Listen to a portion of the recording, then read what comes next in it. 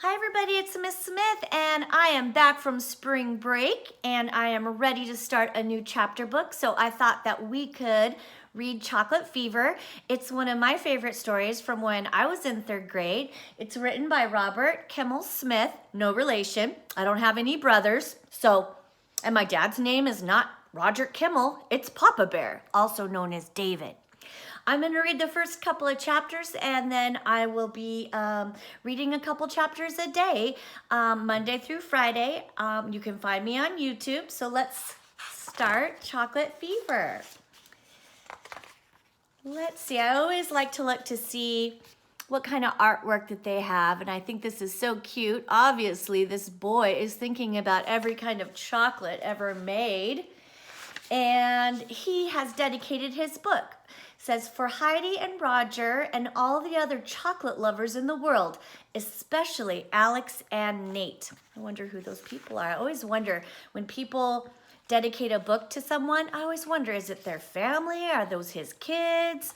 Is that his mom and dad? Is he younger, older? I don't know. All right, Chocolate Fever, Chapter 1. Meet Henry Green. There are some people who say that Henry Green wasn't really born, but was hatched, fully grown, from a chocolate bean. Can you believe that? Anyway, this particular Henry Green we're speaking of was really born, not hatched. And he had a wonderful mom and dad in the bargain. His father was tall and lean and wore eyeglasses except for when he was sleeping or in the shower. Mama Green, whose name was Enid, was a short, slim woman with blue-gray eyes and a tiny mouth that always seemed to be on the verge of a smile. They all lived in an apartment in the middle of the city, along with Henry's older brother and sister.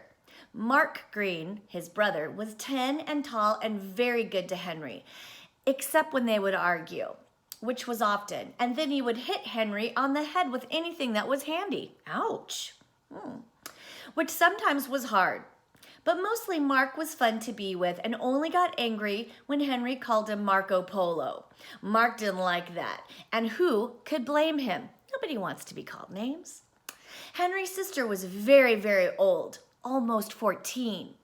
She didn't even argue with Henry or Mark. In fact, she hardly talked to them at all because she was so old and wise and almost completely grown up.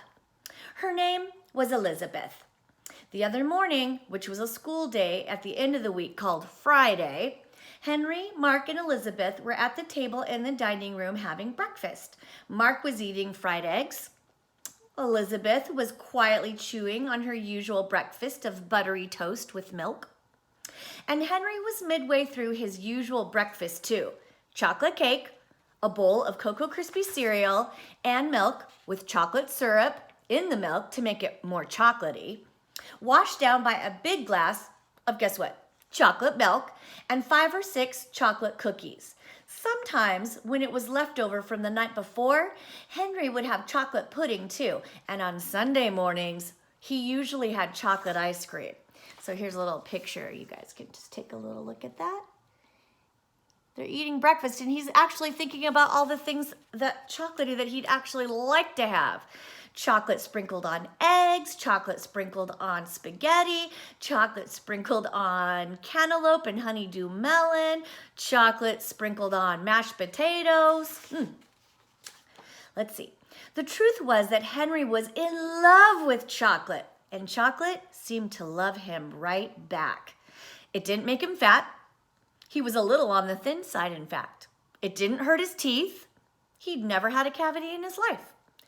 It didn't stunt his growth, and stunt means to like stop his growth or slow it down. So it didn't stunt his growth. He was just about average height, perhaps even a little tall for his age.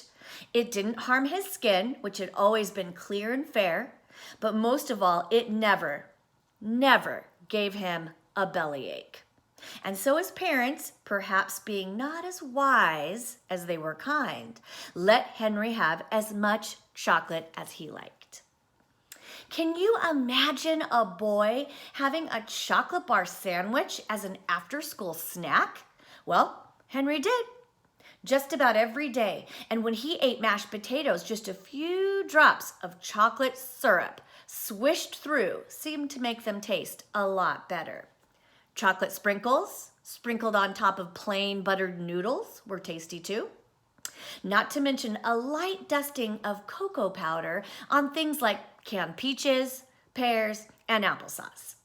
In the Greens kitchen pantry, there was always a giant supply of chocolate cookies, chocolate cakes, chocolate pies, and chocolate candies of every kind. There was chocolate ice cream too. Chocolate, of course, but also chocolate with nuts, chocolate fudge, chocolate marshmallow, chocolate swirl, and especially chocolate almond crunch. And all of it was just for Henry. If there was one thing you could say about Henry, it was that he surely did love chocolate. Probably more than any boy in the history of the world, his mother would say. How does Henry like his chocolate? Daddy Green would sometimes joke. Why, he likes it bitter, he likes it sweet, he likes it light, he likes it dark, and he likes it daily. And it was true up until the day we're talking about right now. Chapter 2, A Strange Feeling. We're going to just read chapter 2, okay? A strange feeling. Better hurry, kids, Mama Green called from the kitchen. It's almost 8:30. Let's go, Slowpoke, Mark said to Henry. We don't want to be late. Oh, well, yeah, just one more chocolate cookie, said Henry. He popped it into his mouth and, still chewing, went to his room to get his books. On the way to the front door, Henry went through the kitchen and gathered a handful of chocolate kisses to put into his pocket. He liked to have them handy to munch on at school, but this morning, because he still felt somewhat hungry, Henry stripped the silver wrapping from 2 of the kisses and popped them into his mouth. And then, after a quick kiss for Mama Green, a kiss that left a little bit of chocolate on her face, Henry, Elizabeth, and Mark headed out the door on the way to school. At the corner, Henry and Mark waved goodbye to their sister, who had to take a bus to get to her high school. The boys' school, PS 123, was just another block away. At the next corner, Mrs. McIntosh, the crossing guard, waved them across the street. The light's always green for the Greens, she said. It was her own little joke, and she said it just about every morning. This morning, only Mark, who was extremely polite, smiled at her. Henry just didn't feel like smiling. In fact, he was beginning to feel a little strange. In the schoolyard, the boys went separate ways to join their classes. As usual, there was a lot of pushing and shoving and fooling around, but Henry, who was always very good at things like knocking hats off boys' heads and making goofy faces at the girls, was very quiet today. He didn't even say hi when Michael Burke, his best friend, came along. "Well, what's the matter with you?" asked Michael. What do you mean, what's the matter?" Henry said. "Can't I just stand here? Do I have to carry on and behave like a nut?" Okay, said Michael. "You don't have to bite my head off. It's just that you're kind of different today. Not like you at all." Just then the whistle blew and all the children began marching into the school building. "I feel kind of funny today," Henry said to Michael. "I have the feeling that like something's gonna happen and I don't know what." Well, that exact feeling that something was going to happen stayed with Henry all morning. He felt strange in his homeroom class, strange when he went to PE class, and in Mrs. Kimmelfarber's math class, he felt strange all over. Henry couldn't concentrate on what Mrs. Kimmelfarber was saying. He just sat there and stared. Without thinking about it, he was looking at his arm and the back of his hand, and then he noticed something. There were little brown freckles on his skin. Now this would not have been such a startling discovery except for one thing. Those little brown freckles were not there when he woke up this morning. At the front of the room, Mrs. Kimmelfarber was going through the drill on fractions.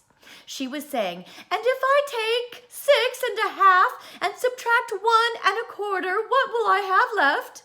She looked directly at Henry, who was looking directly at his arm. "Henry," she asked, "what will I have left?" Little brown spots all over," said Henry. And that is the end of chapter 2. So tomorrow I will be putting up another story, chapter 3 and or not story, a chapter. Chapter 3 and 4 tomorrow. Chapter 3 says Mrs. Kimmelfarber's problem. So it starts off with, there was silence in the room for about 2 seconds. That's the beginning of chapter 3. I miss you guys. I'm so glad that I can read a story to you. I will see you tomorrow.